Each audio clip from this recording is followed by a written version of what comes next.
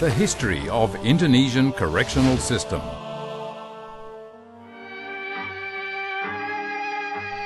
During the time of the Dutch colonial government, the purpose of punishment was to create a sense of fear or afschrikking. They banned all the political and rebel prisoners from society. In 1915, the effort to fix the system of punishment began, with Koninklijk Besluit number 33 on October 15, 1915, and the content was the abolition of punishment work and change to a punishment of loss of liberty.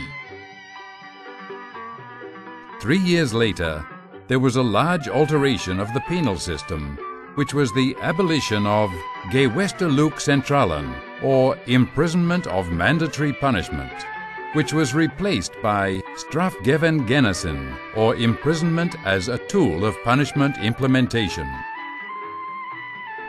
The reform began. The priority effort was to separate child prisoners with adult prisoners. This new movement in 1925 was brought to the 9th International Congress of Prison in London by the Penal Council of the Dutch Indies. During the time of Japanese colonial government in 1942, the condition of the penitentiaries in Indonesia had not shown any improvement. However, due to a long 3-year struggle, the penal system in Indonesia was finally able to rise from the colonial system to a system more humane for lawbreakers. The desire to reform the treatment of prisoners started on July 5, 1963 by Suharto, the first Minister of Justice in the Republic of Indonesia, introduced the basic concept of national law, which was oriented to human values. It was established in the Standard Minimum Rules for the Treatment of Inmates. Each person is a human, and therefore must be treated humanly. Although they have broken the law, they must not be treated like criminals. Inmates must feel that they are treated and looked upon humanly. In the end, the idea of the society was achieved on April 27, 1964, by the National Conference of Penitentiary Department in Lembang, Bandung. The conference invented the concept of treatment concerning lawbreakers in Indonesia with a correction system. The next development, the implementation of social system in Indonesia that had been used for over 35 years, became more stable, especially after the establishment of Correction Law number 12, year of 1995. The new statute was a replacement of Gestichten Regiment, or Regiment Penitentiary, which was a law from the Dutch colonial government. The legitimation of this society statute gave important meaning to the correction system of development, which had been used as a tool to build and to guide members of society since 1964, to replace the old prison system, as well as society base as a part of the integrity of integrated criminal justice system. Vision, mission, and main duty of the Directorate General of Correction.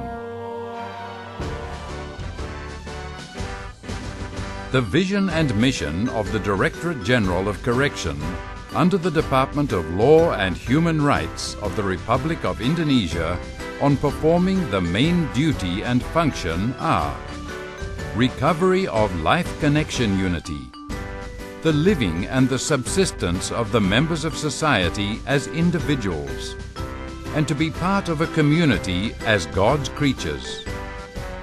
The mission is to treat inmates properly and to guide them, to manage confiscated objects in order to obey the law, prevent crime, and to design crime resolution and also development and protection of human rights. The Directorate General of Correction of Indonesia performs the main duties and functions to formulate and apply the policies and the technical standardization the penitentiary sector. Organizational structure. According to the organization of the Directorate General of Correction, is a part of the main unit under the Department of Law and Human Rights of the Republic of Indonesia. On a regional level, the Directorate General of Correction has technical implementation units in 33 provinces and regions in Indonesia, which consist of the State Detention House, the State Confiscated Object Storage House, the Correctional Institution, the Parole and Probation Board. Recent conditions. Until May 2008, there was 557 correctional technical implementation units in Indonesia, consisting of the State Detection House, 201 units, the State Confiscated Object Storage House, 62 units, the Correctional Institute, 224 units, and the Parole and Probation Board, 70 units.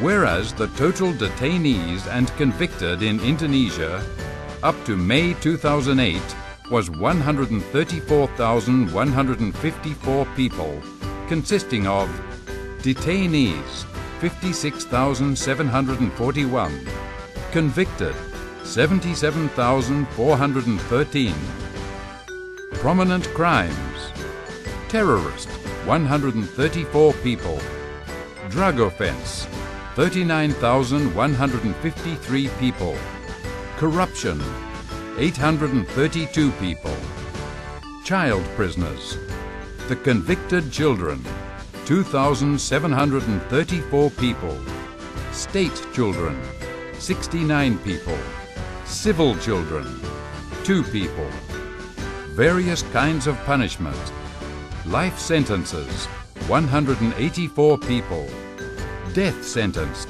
102 people. The comparison between maximum occupant capacity and actual number of the occupants. Year 2005, capacity 68,141, total occupants 97,671, overcapacity 29,530. Year 2006, capacity 76,550, total occupants 112,744, overcapacity 36,194. Year 2007, capacity 86,550, total occupants 127,995, overcapacity 41,445. Problems and resolution. The most pressing problem that still remains in Indonesia's correction system is overcapacity. Overcapacity causes various kinds of problems, such as the system control over the prisoners is too broad. Meanwhile,